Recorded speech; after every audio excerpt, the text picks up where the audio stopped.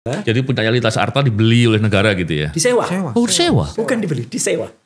Loh itu kan katanya anggarannya 700 miliar. Nah ini yang saya juga kaget. Ketika kemarin Menteri Keuangan Sri Mulyani cerita anggarannya 700 M. Saya berpikir, kok kalau sewa kenapa segitu gitu loh.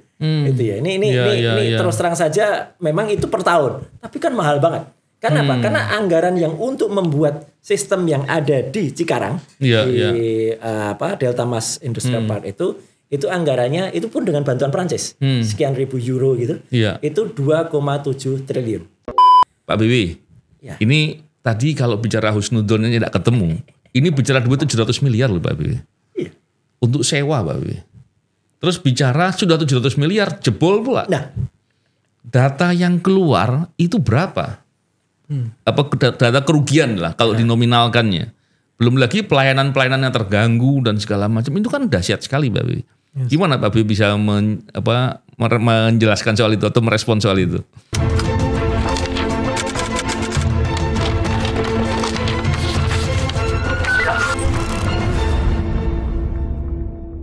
Bismillahirrahmanirrahim. Assalamualaikum warahmatullahi wabarakatuh. Salam integritas. Alhamdulillah kembali berbincang di podcast ini. Kali ini kita kembali membincangkan terkait dengan Pusat Data Nasional.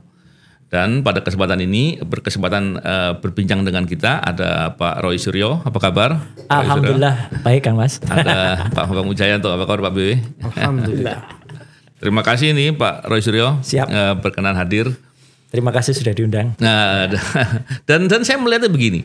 Kalau terkait dengan Pusat Data Nasional ini, dalam bayangan saya kan berapa kali berpikir tapi belum sempat nanya ini. Mumpung ada ahlinya saya pengen tanya. Baik. Bangunnya itu mestinya seperti bangun gedung. Kalau bangun gedung kan begini ya. Ada arsitek nih yang bikin gambar, bikin perencanaan detail ya, gambar dan konstruksinya tentunya.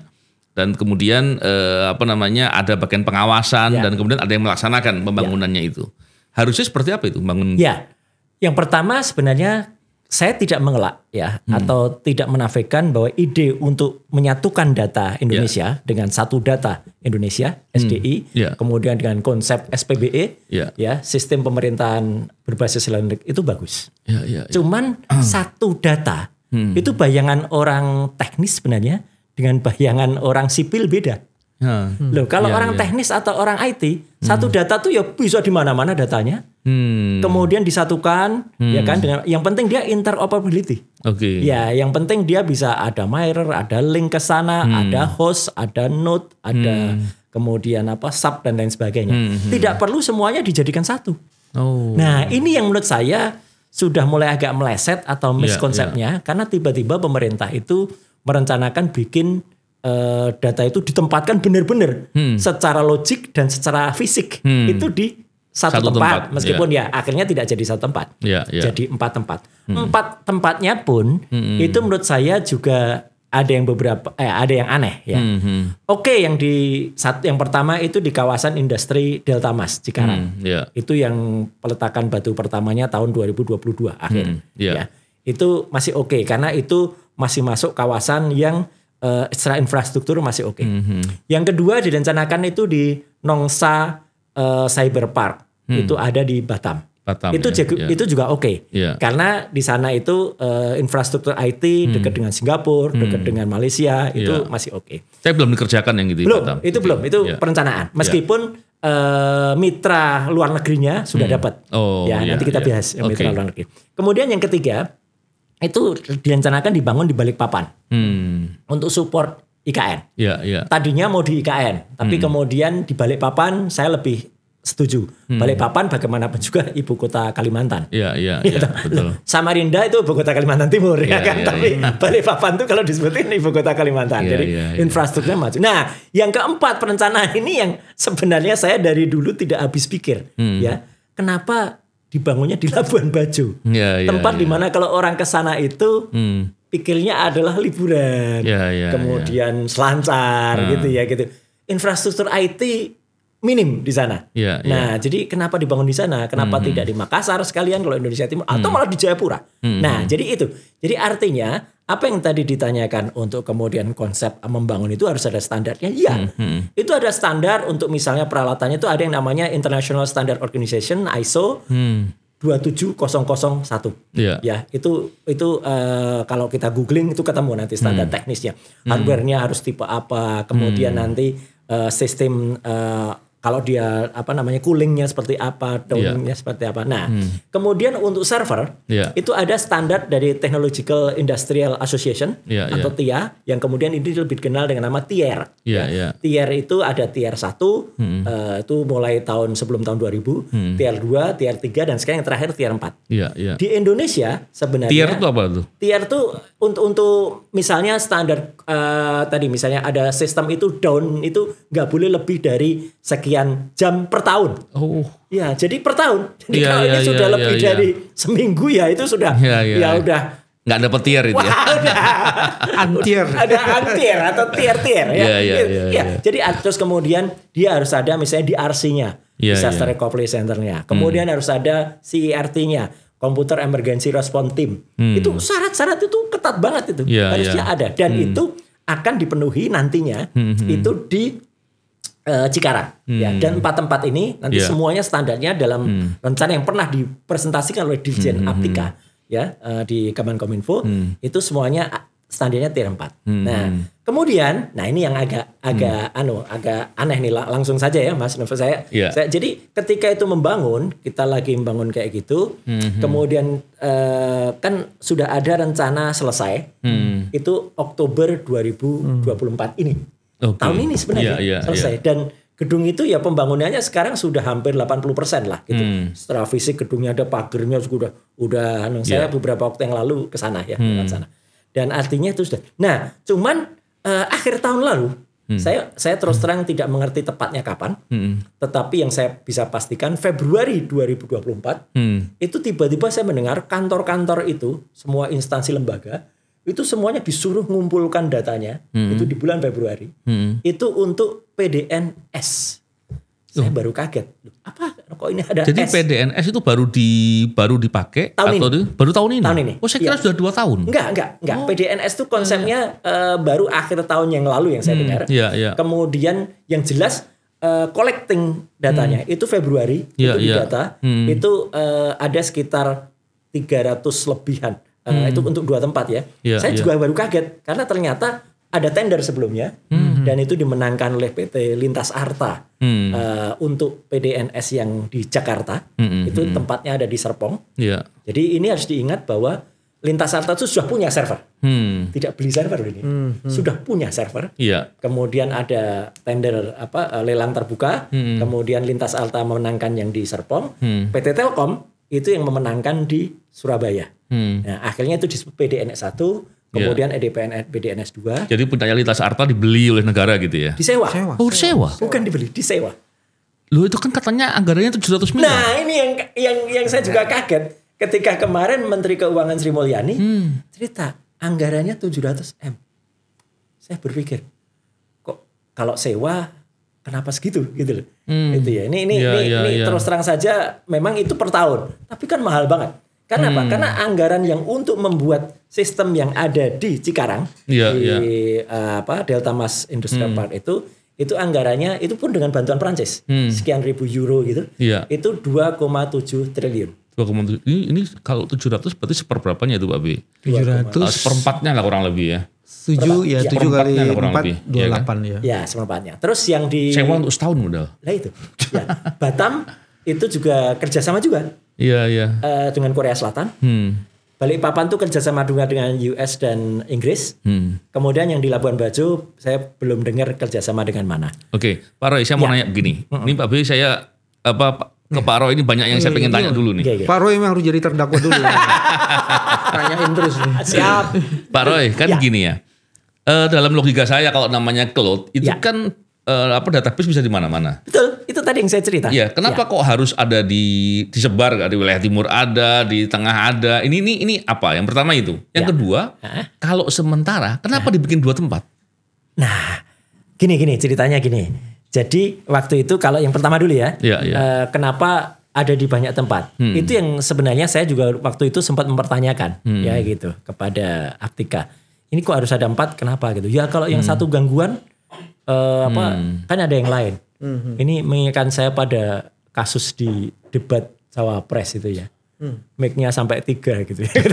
Kalau ada gangguan katanya yang lain ada. Itu kan stupid juga gitu loh. Mic itu kan cukup 1 atau kalau enggak ya ini 1, kalau enggak 2 lah gitu. 3. Kan berarti yang satu perlu dicurigai itu. Jangan-jangan tuh bukan mic. Temennya mic. Temennya mikrofon. Misalnya kayak gitu. Iya, ini juga. Kenapa harus 4? Ya kan gitu. Oke, akhirnya kalau kita baru kan yang satu mungkin itu ada cold server. Tapi kenapa harus ada cold? Dalam server itu ada 3 kalau untuk backup. Ada yang namanya hot server. Hot server itu yang dia on terus menerus, nggak boleh 1 detik pun mati. Ada yang warm server, dia yang kadang on, kadang off, tapi dia lebih cepat gitu ya. Gitu. Ada satu lagi yang namanya cold server. Dia standby aja, dia kadang-kadang diputus malah supaya aman. Kalau ini ada serangan, yang cold server ini nggak kena serangan. Nah, yang elit ini belum ada perencanaan. Apakah karena kabarnya 4 itu semuanya sama nanti. Jadi artinya semuanya itu dibikin sama. Oke lah, mungkin kalau ini bisa debat secara teknis, kadang-kadang orang IT itu agak punya topologi atau arsitektur sendiri-sendiri. Maksud kalau saya masih menduga khusnuzon saja. Mungkin tujuannya baik ya. Satu ada di sini, satu ada di Batam, sampai di Balikpapan saya masih oke, terus terang. Tapi begitu yang di Labuan Bajo itu saya sebenarnya mempertanyakan ngapain juga gitu. Ya kan bisa aja dibikin di Jakarta, di Cirebon, di yang dekat-dekat yang kota-kota yang lebih mudah diakses. Sebenarnya kalau dekat-dekat itu kan infrastrukturnya kan juga cepet. Itu bisa pakai linknya tidak usah mahal-mahal, nggak usah lewat satelit. Linknya bisa pakai misalnya pakai bisa pakai bukannya infra tapi fiber optik, bisa pakai link yang banyak lah gitu. Apalagi lo di Jakarta. Nah, betul. Yang saya dengar begini, ketika itu dibuat di Serpong itu masih masuk akal. Karena apa? Karena Serpong itu semua infrastruktur teknis kita ada di Serpong. Ya gitu. BRIN juga ada di Serpong. Kota teknologi itu Serpong. Cuman ternyata setelah dicek yang di lintas Arta itu di bawah standar. Apanya di bawah standar? Itu tire-nya dia tidak tire 4. Oke. Nah, makanya kemudian dibuatlah satu lagi. Mana ini? Ternyata Telkom punya. Di bawah anak perusahaan namanya Telkom Sigma. Padahal sudah terlanjur disewa barangkali. Ya, 2 ini saya terus terang kalau ini karena tertutup saya nggak ngerti. Ini perlu dibongkar nanti kalau ada audit forensik atau audit investigatif. Kenapa harus ada 2? Yang 2 ini kenapa yang dekat itu malah yang lebih low end? Ya, kenapa yang jauh yang ada di Surabaya itu yang lebih high end? Kenapa nggak satu aja? Itu setuju saya. Kenapa nggak satu? Tapi menurut saya tetap nggak habis pikir. Ngapain juga dibikin sementara? Karena apa? Karena Oktober itu sebenarnya deket gitu loh. Betul. Apalagi gedung yang di Cikarang itu sudah hampir jadi. Kalaupun dia mau dipaksakan, kalaupun dia mau dipaksakan Agustus saja. Kalau saja misalnya kementerian lembaga yang dimasukkan itu belum semuanya. Kementerian dulu deh. Itu cukup menurut saya. Nggak harus nunggu semua lembaga masuk kemudian semua lembaga dan yang fatal ini sudah terlanjur muncul perpresnya. Jadi kan ada perpres yang mendukung satu data Indonesia itu itu mengharuskan semua semua kantor-kantor lembaga itu tidak boleh memiliki server lagi. Akibatnya mereka nggak bisa ngeluarkan anggaran untuk itu ya? Itu sudah 2 tahun. Udah 2 tahun?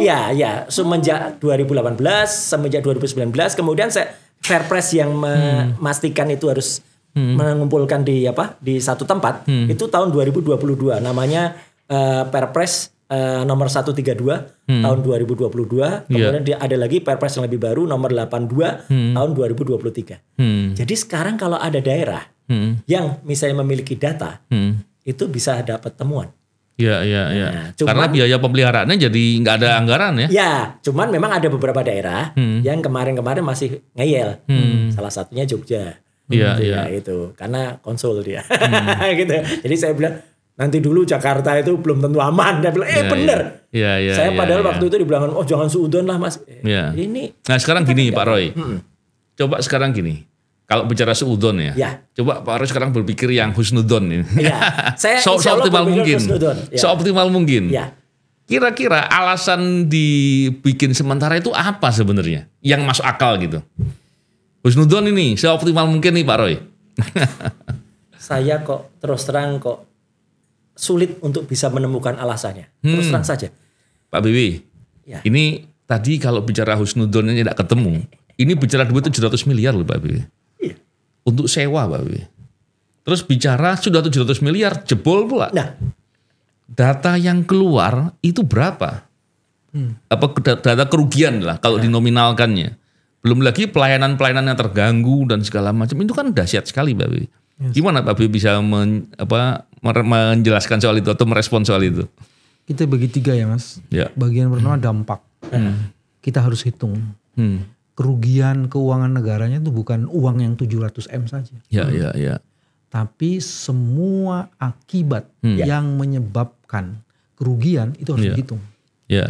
Supaya kemudian kita bisa mempunyai yang disebut dengan dampak magnitude-nya itu apa. Dan ini kalau dalam unsur di korupsi, pasal 2 kan tahu Mas, merugikan kerugian perekonomian ya. Oke. Perekonomian bukan soal kerugian keuangan. betul, setuju. Nah itu bagian pertama itu. Jadi mesti dihitung. Sekarang kita cuma tinggal punya 2%, 98% hilang Mas. Nggak bisa direcovery berapa nilai kerugiannya itu. Kalau mau bikin lagi berapa biaya yang dikeluarkan. Jadi dengan begitu awareness mengenai dahsyatnya kerugian karena kedunguan itu bisa terjadi. Itu bagian pertama yang mesti dilakukan. Terus bagian kedua nyari itu Mas. Yang pertama sudah mau dibikin yang tetap. Kenapa mesti bikin sementara? Reasoningnya di mana? Ini untuk melihat mesti ngelihat yang disebut tadi mens rea-nya itu, itikat tidak baiknya. Satu itu. Terus kedua membandingkan 700M dengan 2,7. Yang sementara segitu dalam waktu setahun, tapi kemudian 2,7 bisa. Itu kenapa? Dan 2,7 itu fisik ada loh. Sementara tuh cuman sementara tuh 700M cuman sewa. Nah, sewa. Dan itu lebih nggak masuk akal lagi ya Mas. 700M sewa. Terus kemudian dengan standar yang tadi yang buruk sekali gitu kan. Itu gimana? Jadi harus ada orang yang mengukur itu angka ini. Angka yang benar-benar dipakai atau angka ini angka yang sebenarnya dipakai untuk kepentingan yang lain. Saya mau bilang ini dikorupsi lah. Jadi angka itu harus dibandingkan kayak gitu Mas. Nah, terus yang juga menjadi menarik semuanya tuh adalah kok ini yang jatuh ke orang-orang ini. Apa hubungannya dengan kementerian? Saya khawatir ada di situ tuh, ada konflik of interest macam-macam kayak gitu. Itu yang kedua yang mesti di. Terus yang ketiga yang kita waktu diskusi sama Sobat Zulfikar itu kan kita muncul. Ini hipotesisnya kalau ini nggak beres terus ada orang yang mau ngerusak. Tapi kalau ini bagian dari kekuasaan yang ingin merusak untuk kepentingan kekuasaan ke depan itu gimana? Jadi ini sebenarnya udah masuk dalam sabotase Mas. Itu sabotase yang dilakukan oleh satu kepentingan untuk kepentingan lain. Karena kalau ternyata dampaknya semakin meluas, ini juga tentunya rumit juga. Apalagi kalau kemudian terkait dengan anggaran negara yang untuk subsidi, itu bisa bengkak gara-gara datanya kita bermasalah gitu. Sedangkan subsidi dan bantuan untuk masyarakat kan nggak bisa ditunda untuk menunggu datanya rapi dulu kan Pak. Apalagi sekarang sudah muncul akibat-akibat yang langsung Mas. Di Kementerian Pendidikan katanya orang sudah kesulitan untuk memberikan beasiswa. Sebentar lagi mau ada bansos, apalagi mau dekat November ada pilkada biasanya bansos. Kemarin seleksi penerimaan masuk siswa itu juga tadinya orang nggak berpikir apakah ini akibat PDNS yang jebol, tapi akhirnya karena steknya jadi lama dan lihat ternyata Kementerian Pendidikan Kebudayaan Ristek ada di situ juga, could be bisa ke sana. Jadi memang dampaknya sangat besar. Belum nanti kalau misalnya orang mau ke rumah sakit, kemudian dia terdaftar di BPJS Kesehatan, karena BPJS Kesehatan kan termasuk yang jebol Mas. Tiba-tiba nama dia nggak ada. Dia harus bayar mahal. Nggak ngamuk orang itu? Padahal dia udah terdaftar harusnya. Kita pernah diskusi soal kesehatan. Kalau informasi kesehatan kita sudah bisa diakses di luar, itu bisa terjadi kan yang disebut dengan bioterrorism itu. Itu bisa terjadi loh kayak gitu. Dan itu mengerikan sekali dampak itu. Menarik tapi tadi Mas Novel yang disampaikan Mas BB tadi. Kalau misalnya ada kenapa yang menang atau orang itu ya karena memang kayaknya kalau tender sistem IT di Indonesia ya sudah bisa dibayangkan yang punya tier 4 itu yang menang ya PT Telkom. Udah pasti kalau itu. Nggak mungkin ada yang lain. Jadi kan artinya kita sudah tahu siapa pemenang. Tinggal spesifikasinya dinaikin gitu. Nah, itu kan berarti udah perencanaan tuh Mas. Kalau ini nggak dinaikin lagi, masih ingat kan Mas B? Saya beberapa tahun yang lalu ngobrol dengan Mas B itu soal sistem proteksi yang digunakan di server yang disewa seharga 700 miliar itu. Itu kan sangat sederhana atau sangat lemah karena hanya menggunakan standar Windows. Windows Defender. Itu yang dipakai untuk PC aja. Betul, itu PC atau sekolah-sekolah masih boleh lah. Atau yayasan sosial, yayasan apalah keagamaan atau misalnya kalau kantor ya small office, home office lah gitu saya waktu itu sebut. Ya sekarang itu sebuah server yang sangat besar 40 petabyte ya. Jadi itu artinya ribuan tera. Kok mengandalkan pada Windows Defender. Dan yang menarik Mas, Windows Defender-nya itu sebenarnya sudah ketahuan kalau itu bobol itu 3 hari sebelum tanggal 20 Juni. Oh iya? Iya. Jadi Windows Defender-nya itu ketahuan pada tanggal 17 Juni pada pukul 23:55 itu dia sudah tidak jalan. Nah, artinya pada saat itu harusnya kalau kita biasa nangani sistem tuh merah sudah. Sudah ada merahnya di monitornya itu. Sudah ada merah. Artinya apa? Artinya proteksinya fault. Jadi atau malah kedip gini. Karena apa? Karena itu tidak aman, untrust itu, tidak bisa percaya, tidak aman. Harusnya yang dilakukan kalau dia diawasi, kalau ada orang, kalau ada sumber daya manusia yang ada di sana, dia harus matikan itu atau lepas koneksinya, atau yang paling bodoh cabut stekernya gitu. Itu yang paling bodoh. Gitu. Itu enggak dibiarkan 3 hari, baru kemudian pada tanggal 20 Juni. Ya, itu jadi bukan ini kebangetan itu. Kebangetan. Baru pada tanggal 20 Juni pada pukul 4 pagi baru teriak. Ini kok kayaknya karena ada massive vicious system yang kemudian tuh stack macet. Ya karena itu sudah terenkrip datanya. Yang lebih kebangetan ada lagi Mas. Pemerintah dalam ini Kementerian Kominfo itu baru mengumumkan tambah 3 hari lagi tanggal 23. Oh, jadi 6 hari setelah masuk. 6 hari setelah masuk pertama. Artinya itu sudah sangat tidak sesuai dengan spek Tier 4. Sama sekali tidak sesuai dengan spek ISO 27001 yang harganya semahal sewa server itu. Gitu loh. Kalau servernya murahan atau di warnet gitu oke lah gitu Ini mahal banget sewanya dengan kelemahan kayak gitu. Itu secara teknis ya. Tapi gini Pak Roy, kalau kita lihat salah satu persoalan mungkin ini ini saya kan awam ya. Salah satu persoalan ini karena PDN belum siap, dipaksakan untuk data itu dikumpul, dikolek. Jadi kalau kemarin waktu saya dengarkan bincang-bincangnya Pak Roy dengan Pak BW kan ngambil di babonnya gitu. Jadi ketika dikumpulkan dengan kondisi yang nggak siap, maka dengan mudahnya dibobol. Dan seharusnya kan setelah itu jadi dulu, baru data itu dikumpulkan dan bisa running mulai jalan. Pertanyaan bodoh saya juga. Lah ngapain kalau belum siap sudah dikumpulkan? Siapa yang kemudian pengen banget ke susu? Katanya ojo ke susu. Ojo katanya kan gitu. Kenapa harus tanggal 17 Agustus 2024 ini yang mau untuk kado 79 tahun? Ya ini kado terburuk. Bagi kemerdekaan kita. Ini gitu parah betul kondisi ini sebenarnya. Hanya tinggal nah sekarang gini Pak Roy, barangkali karena proses untuk mengkolek itu sangat lama, sehingga dianggap perlu dipersiapkan dari awal tahun. Sebetulnya berapa lama sih kalau mengkolek data itu? Secara logik kolek itu cepat banget. Oh cepat harusnya. Cepat. Dalam bayangan saya bahkan semenjak tanggal 17 Juni sampai dengan tanggal 20 itu, hacker itu sudah nyuri data semua juga 3 hari itu aja selesai. Jadi soal Mas kolek, Mas Novel kolek, serahkan. Terus dia nggak punya backupnya yang ngolek itu. Jadi itu kayak bunuh diri kan sih. Itu yang mengerikan. Bahaya betul. Terus kalau dari tindak pidana itu kan Mas, kalau tadi kita ngomong soal kesengajaan, ya kan? Ini ada kepentingan. Kalau yang kedua yang tadi Mas Roy bilang itu ada kelalaian Mas. Jadi kelalaian pun bisa kena. Oh iya, mengkolek tadi ya belum ini ya. 3 hari itunya udah petugas yang jaga di sana. Apalagi kalau saya nih bolehlah suudon dikit-dikit ya gitu. Kalau kita baca di sosial media, kelalaian itu bisa muncul karena petugasnya mungkin lalai lagi main-main apa gitu. Main judi online. Nah betul, main tuh hanya judi di online. Kalau nggak judi online, situs porno. Aduh. Udah, itu yang sangat mungkin kemasukan bom, kemasukan program-program yang mungkin dia nggak sengaja masukin apa gitu ya, karena dia kan apalagi yang namanya secara teknis ya nih, apalagi seorang admin itu kan dia kalau main gitu dia ada di root. Ada di pangkalnya server. Lah udah kalau dia mainnya ada di situ, dia lagi login sebagai root, tiba-tiba ini terbuka ya proteksinya. Masuk program dari luar ya udah skripnya masuk ya, selesailah sistemnya. Padahal ini dampaknya besar sekali Pak Boy. Tadi kalau Pak Boy bicara kerugian perekonomian, kan kita kan tahu ada social cost. Social cost itu penghitungannya kan mulai dari kerugian keekonomian, kerugian langsung, kerugian keekonomian yang nggak bisa dimanfaatkan, kerugian untuk recovery dan atas damage yang terjadi.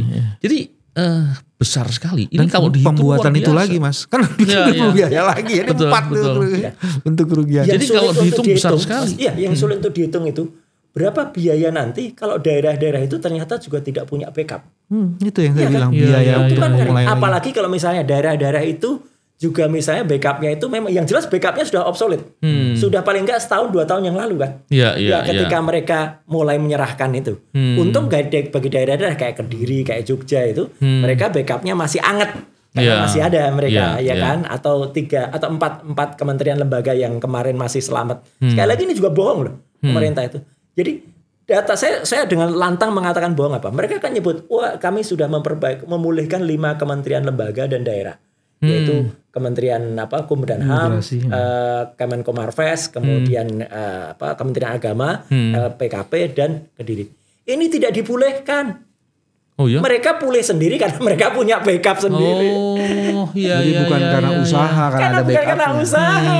Mereka itu karena punya backup sendiri, termasuk salah satunya, saya nggak mau nyerang nih karena kasihan. Kemenkumham itu pulih dan sekarang terpaksa ibaratnya ini udah bangkang nih, nggak lagi pakai server PDNS, tapi mereka sewa dari Amazon. Amazon Web Services. Keamanannya gimana? Pertanyaan bagus. Seneng aku kalau cantas kayak gini. Memang iya Mas. Ini dipertanyakan lagi keamanannya. Kayak KPU nempatkan di Alibaba. Udah sama persis. Cuman kan ya daripada macet. Ya wes lah sementara tuh jalan dulu. Tapi kan berarti kan itu masuk kerugian juga. Jadi gara-gara jembatannya yang utama tuh bobol, terpaksa bangun jembatan baru, tapi jembatan barunya bisa diterobosi orang. Udah bikin jembatan gantung.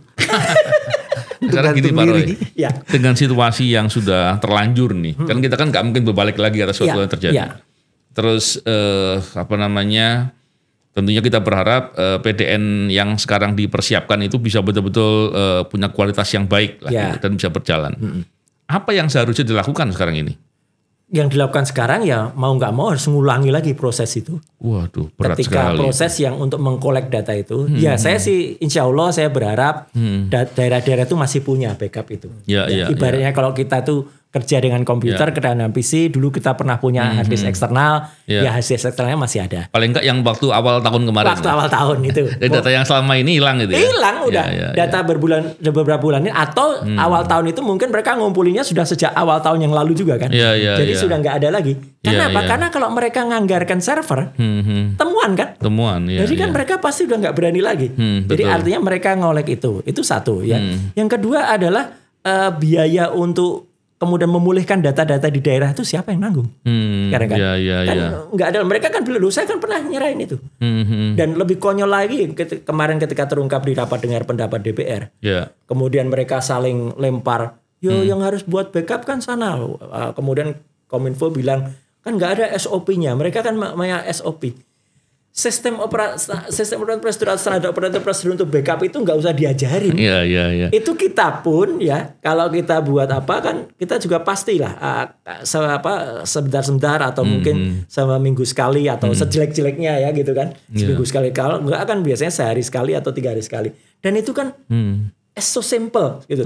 Tinggal diletakkan saja di sistem di server itu, dikasih automatically backup, mau backup ya jam 10 malam, kayak bank itu kalau batching itu kan pasti gitu jam 10 malam atau jam 2 pagi ya maintenance beberapa menit sebenarnya sudah selesai.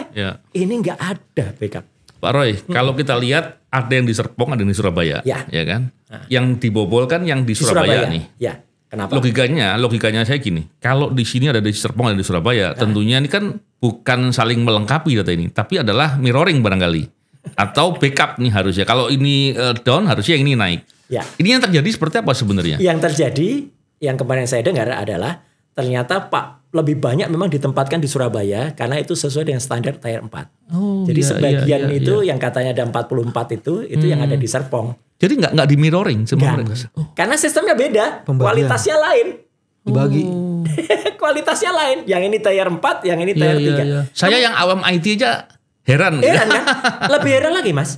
Yang katanya cold storage, cold backup yang ada di Batam, itu ternyata hanya backup 2%. Ya kan ini konyol banget kan? Dari sekian sistem dia hanya backup 2%. Padahal sebenarnya yang saya dengar yang ada di Surabaya itu pun juga sudah menawarkan backup. Konon ya gitu. Tapi kan sekarang kita nggak tahu apakah statement itu muncul karena dia mau buang badan. Kayak apa? Imigrasi bilang saya sudah suruh backup semenjak April loh. Ada nggak buktinya? Ya kan? Kalau dia ada buktinya itu mungkin benar. Tapi kalau nggak ada kan sekarang semua lagi mau mukulin Menkominfo aja. Ya memang harus dipukulin gitu loh. Gitu karena memang salah gitu. Tapi maksud saya kan yang di Surabaya itu yang saya dengar itu kapasitasnya itu sebenarnya ada sekitar 5.700 cloud ya yang dia siap. Itu tadinya hanya mau dipakai sekitar 1.600-an. Jadi dari yang ditawarkan saja itu tidak terpakai seluruhnya. Itu pun juga ternyata hanya 2% yang bisa diselamatkan. Ini kan konyol bin konyol. Waduh, pertanyaan teknis ke depan, ini makan siang gratis bisa jadi terhambat apa enggak nih? Gara-gara kacau bener ini Babi. Parah betul situasinya. Tapi benar, nggak artinya gini. Oke lah yang 2,7 triliun itu mau dibangun di Cikarang itu kan itu investasi. Itu investasi fisik dan itu belum terjadi. Tapi kalau yang 700 miliar, itu kan sama ada habis. Apa iya Telkom Sigma mau menanggung rugi? Dia kemudian kan itu kan dia Pak Roy, kalau saya seumama mau sewa kendaraan atau sewa rumah gitu tentu kan saya harus lihat bahwa ini sesuai standar ya. Mobil saya sewa, rumah juga sesuai dengan pada umumnya gitu. Setuju. Logikanya kalau namanya pusat data nasional, pusat data lah gitu, mau nggak perlu harus nasional kan. Pusat data itu mestinya dia tidak cuma satu, dia ada backup harusnya. Logikanya. Ada mirror tadi. Ya, ada mirror. Mestinya yang di Surabaya pun di tempat yang sama mestinya ada backup juga. Logikanya begitu ya. Ini disewa tapi kondisinya seperti itu. Betul. Itu aneh sekali gitu. Itu yang saya terus terang. Kalau sayangnya saya udah nggak lagi ada di gedung Dewan ya. Kalau ada saya cecer tuh statement dari Pak Herlan itu. Karena kan dia bilang dari Telkom Sigma. Nggak ada perintah buat kami Bu. Itu jawab Bu Mutia kan. Nggak ada perintah buat kami untuk backup. Dia mau ngambil untung lagi karena kalau backup bayar lagi. Gitu loh. Padahal ini kan sudah mahal sekali. Kan nggak begitu. Kalau masih bisa dieksploitasi kenapa enggak? Nah makanya saya setuju. Benar-benar saya setuju. Selain audit forensik audit investigatif untuk keuangannya. Karena terus terang bukan apa-apa nih, mohon maaf dengan segala hormat saya, Mas BW dan Mas Novel ya. Angka segitu tuh gede banget loh untuk sebuah sewa. Sewa server ya meskipun itu sekian petabyte udah gede banget bobol lagi dan nggak ada cadangannya. Ini kan benar-benar menurut saya ya konyol gitu loh, konyol ya bodoh lah. Gimana nih Pak BW ini melihat sekarang yang mesti kita lihat situasi yang tadi sudah menuju disaster itu, sensitivitas kita untuk meresponnya seperti apa? Apakah dengan rapat RDPU dengan Komisi 1 itu sudah selesai? Ternyata sehari ini dampaknya belum bisa direcovery, Mas. Kan harusnya kan kalau dalam krisis nih, kalau belajar dari ilmunya Mas Zulkifli, kalau udah krisis seperti itu kan supaya sebarannya itu bisa dihentikan dan kemudian ada recovery untuk supaya tidak terjadi dampak yang lebih luas. Betul. Nah sekarang upaya itu apa? Kalau boleh saya tambahkan Mas, habis itu kan sehari sudahnya kan kepala negara presiden itu kan manggil Menkominfo, Menteri Keuangan, kemudian BPKP, kemudian ada Menpan, ada Menkumham, Kapolri juga. Ya, terus ngapain? Ya kan, mestinya kan ada statement ya, kalau nggak dari presiden, ya statementnya dari Menkominfo. Kami tadi barusan rapat gini ada arahan dari Pak Presiden untuk menyampaikan gini rakyat gini kita tanggung dan kita bertanggung jawab. Level masalahnya itu masih di level kementerian Mas. Dianggap karena apa, yang membuat pernyataan baru itu tambah BSSN lah. Padahal semakin lama dampaknya semakin rumit semakin besar. Dan kalau melihat kondisi semakin lama akan semakin besar dampaknya. Idealnya apa sih yang mestinya dilakukan ya Pak Roy ya? Ya, selain kalau idealnya sulit kita bicara ideal lah, minimal lah. Ya minimal adalah sekarang benar-benar sadar bahwa ini data yang bocor itu sangat-sangat berbahaya. Ya gitu. Tadi yang disampaikan itu yang langsung kepada masyarakat. Kemudian kegelisahan para aparat kita pun sekarang sudah mulai terjadi. Dengan bobolnya data BAIS TNI.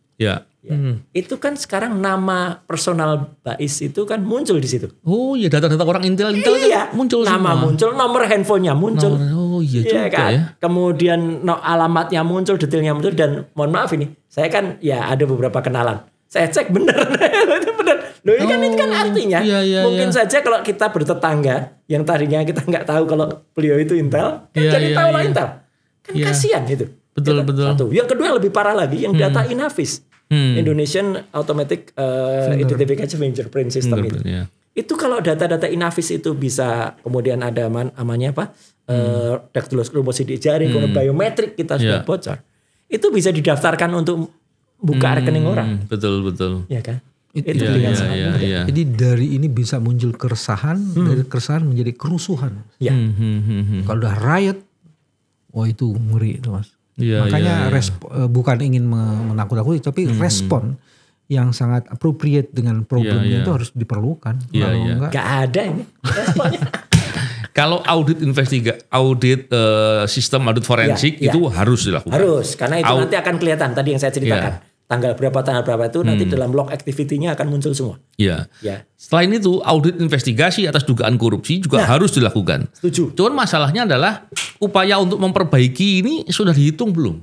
Jangan-jangan karena kan kita tadi bincang-bincangan nih Pak Roy.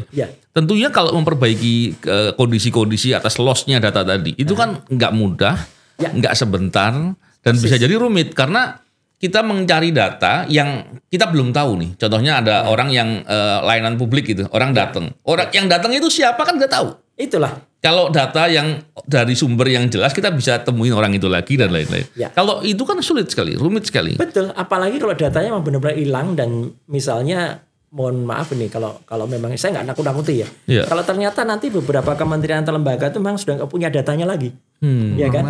Itu kan bahaya banget gitu loh. Artinya data itu sudah benar-benar hilang. Orang yang mungkin sudah dia pegawai sekian tahun hilang semua. Dosen yang sudah mengajar sekian tahun dia kumnya juga hilang semua. Itu kan sangat-sangat. Tapi itu tadi saya setuju tadi ya pendapatnya Pak Abi. Sampai dengan sekarang tuh nggak ada prihatin kayak atau harusnya tanggung jawab, bukan cuma prihatin, harusnya mundur juga. Makanya saya kan agak keras tuh, harus mundur sesuai dengan petisi dari SafeNet gitu. Karena ini jelas-jelas apa yang terjadi ini benar-benar tanggung jawabnya. Dan tapi kan sekarang kan tampaknya ngeles. Malah terakhir statement 2 hari yang lalu itu bohong lagi, mengatakan kan belum ada bukti data bocor. Baca dong Twitter, baca dong X itu. Yang ada di dark web, yang ada di Bridge Forum itu, yang sudah sampai Kementerian Perhubungan Udara. Jadi nggak tanggung jawab sama sekali ya Pak Roy. Nggak tanggung jawab dan nggak ngerti, bukan nggak ngerti ya, ngerti dia pasti, tapi kenapa seolah-olah kayak malah lempar-lemparan gitu.